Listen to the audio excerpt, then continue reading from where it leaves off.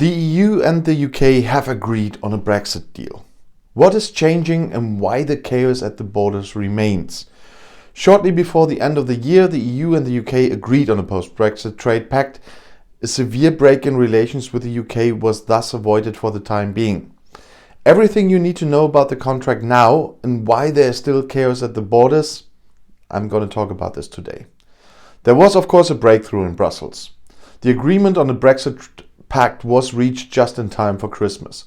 Experts on both sides had worked on the details of the agreement to the last. Eric Mamer, spokesman for the EU Commission, announced on Twitter on Wednesday evening that the work would continue all night. Then, what is Brexit? The transition period expires on December 31st, that is today. And that means that Britain will finally leave the EU internal market and the customs union. Without an agreement, tariffs and trade barriers would have threatened. The main focus of the dispute was the EU demand for fair competition between the contracting parties and access rights for EU fishermen to British waters. An agreement in principle was reached last week Wednesday on the subject of fair competition. Chancellor Angela Merkel praised the agreement between the EU and Great Britain on a Brexit trade pact as historic. With the agreement, we are creating the basis for a new chapter in our relations, said the Christian Democratic politician on Thursday in Berlin. The agreement is of historical importance. You can't say that often enough, because it is. Merkel agreed to examine the text quickly, and meanwhile the German cabinet came to an agreement on the German position. And I'm very confident that we have a good result here, said the Chancellor. All member states have agreed to it.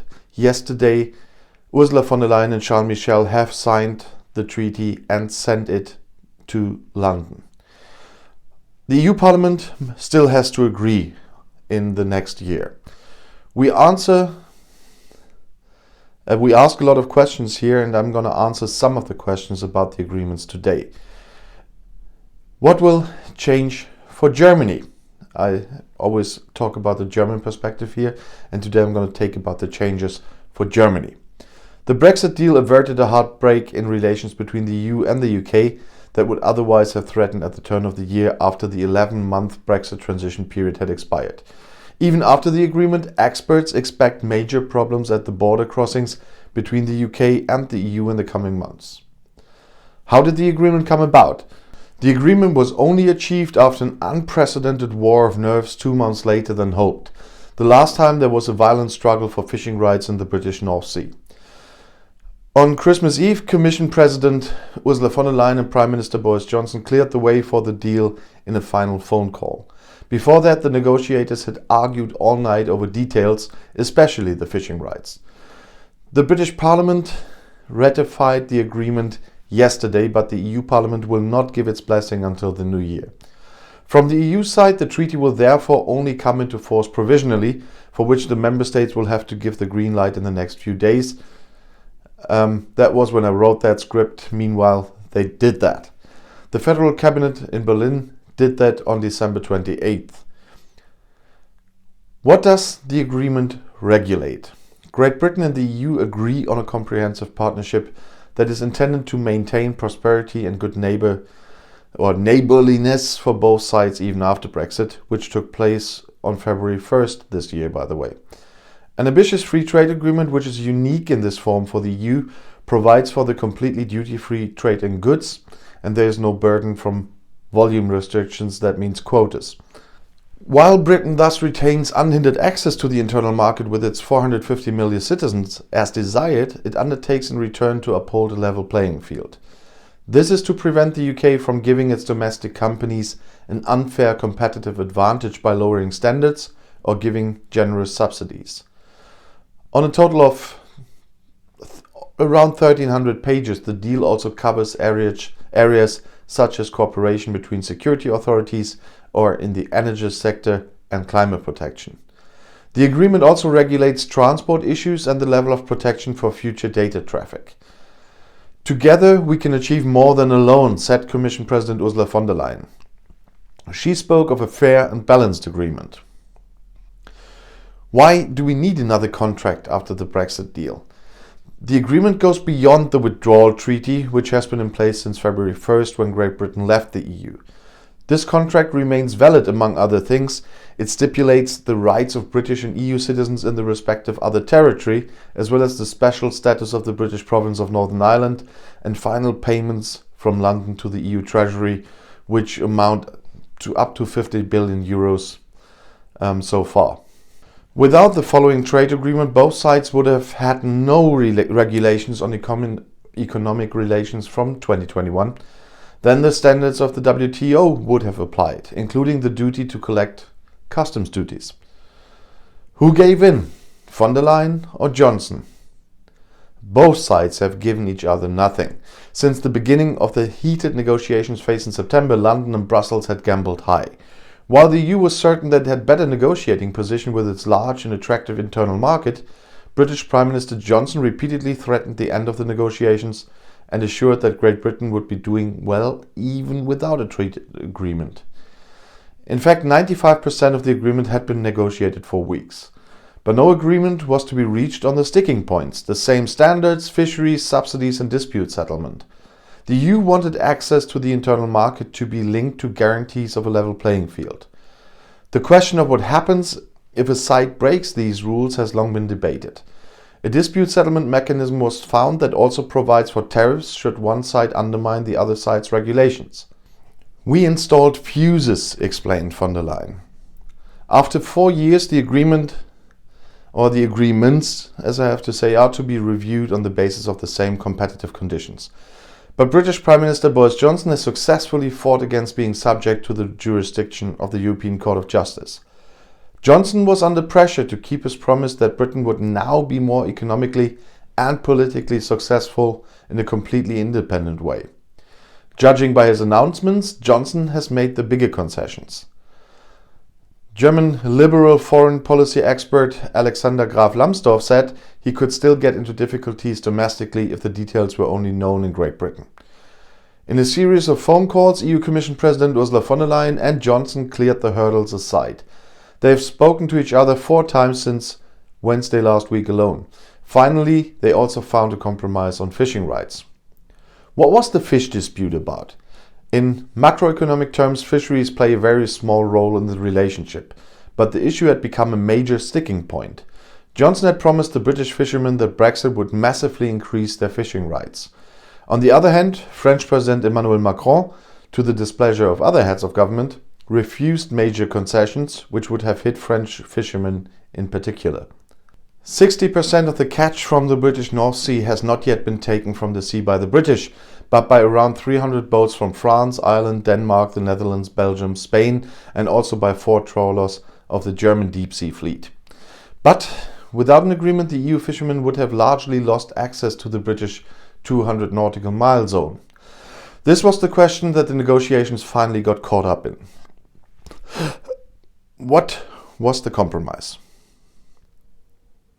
The EU moved away from its original demand for unlimited access for EU fishermen to British waters, which are particularly rich in fish, and London was also unable to enforce its demand for an 80% cut. Instead, there is a transition period of 5.5 years, during which the EU catch will be cut by 25%. After that, it gets uncomfortable. The catch quotas should be set anew every year. The Munich-based IFO Institute estimates the total value of EU catches in British waters at around 520 million euros, a fraction of the trade volume of several hundred billion euros. The European Fisheries Alliance is outraged, however.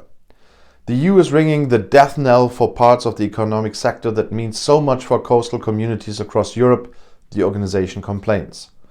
Why is there a risk of a border chaos now? Despite the free trade agreement, the situation at the border crossings will be tricky in the new year with the threat of long truck traffic jams.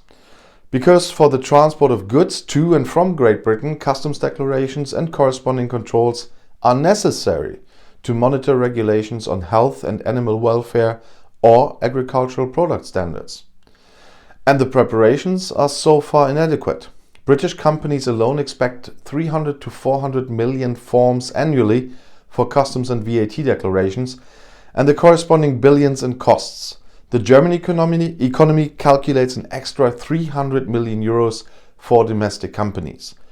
Because the internet systems for custom clearance on the British side are not working as they had hoped, freight forwarders are already warning of waiting times of days at the borders and corresponding delivery bottlenecks for fresh food, a large part of which is imported from the EU. The minister responsible for Brexit, Michael Gove, expects that up to 50% of the 10,000 or so trucks that want to cross into French Calais by ferry or through the Dover Tunnel every day do not initially have correctly completed papers. Freight traffic could collapse dramatically in the first few months. The government has therefore booked additional ferries and aircraft for sensitive goods, and an airlift has also been organized as a precaution for the corona vaccine from a Belgian factory. Anyway, one problem should be solved. Along the particularly congestion-prone route in front of Dover in the UK, outhouses have already been set up as a precaution. Large parking spaces for thousands of trucks are supposed to catch the backlog. The German economy also expects great burdens. The general manager of the German Chamber of Commerce and Industry, Martin Wansleben, says, "The companies definitely have to be prepared for longer clearances times at the borders, as well as customs bureaucracy and double approval procedures for products." What does the contract mean for the German economy? For the German economy, the agreement means one less worry in the tense situation caused by Corona. Above all, the auto industry, mechanical engineering, chemicals and pharmaceuticals, with strong trade relations with the island, had feared massive burdens if, without an agreement, the introduction of tariffs would inevitably have come at the turn of the year. However, Brexit has already slowed trade significantly. According to the DIHK, exports to the British Isles fell by 23% in the first half of 2020 compared to the same period in the previous year, much more than the corona-related decline of 14% in the other EU member states.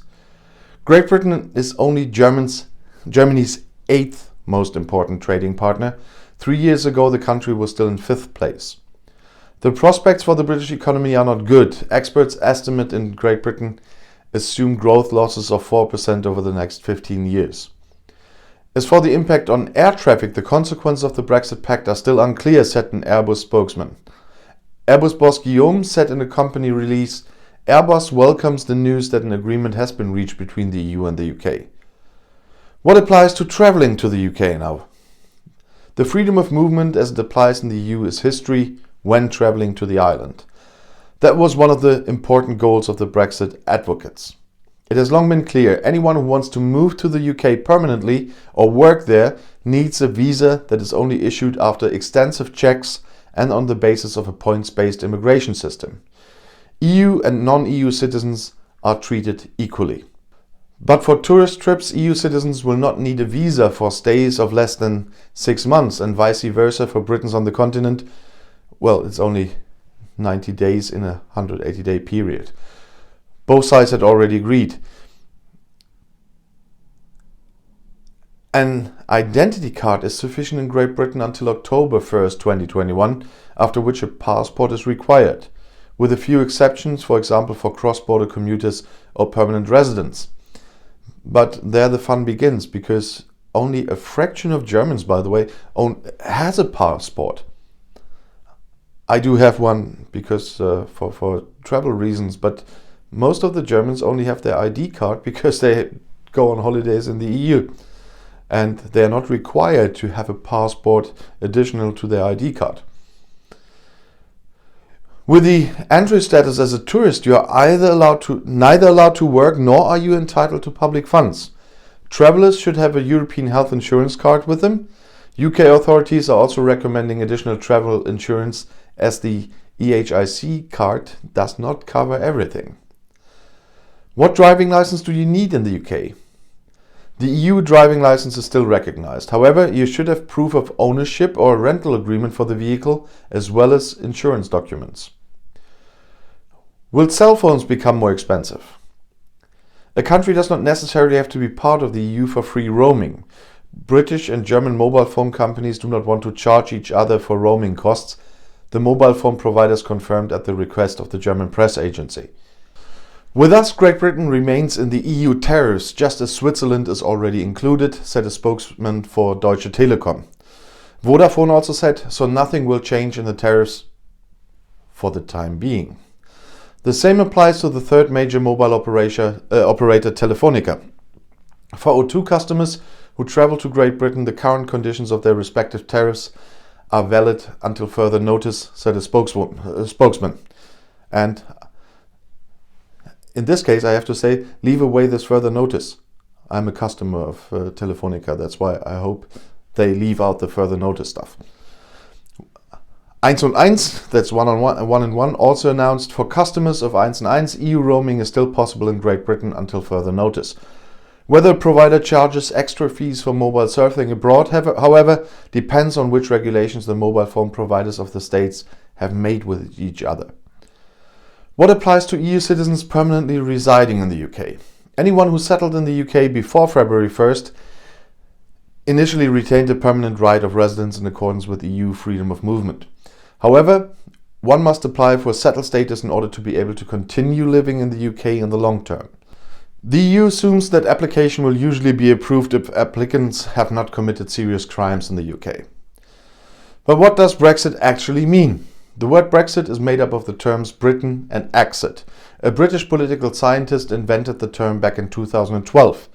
On June 23, 2016, 51.9% of the British then voted in a referendum to leave the EU. 51.9% of the voters. In the general election on December 12, 2019, the British then voted by majority for the Conservative Party of Prime Minister Boris Johnson, who had promised in the election campaign above all to actually implement Brexit. So the British have voted twice to leave the EU. That's what is a saying I hear a lot from Brexiteers. Boris Johnson did not have more than 50% in the December election, although he's got an 80-seat majority. That's a thing of the first past the post electoral system. In a system with proportional representation or a hybrid system like in Germany, he would not have a majority. Just saying. And if you want to stay informed, please subscribe to my channel and to my other channels. I'll see you in my next video. Bis gleich.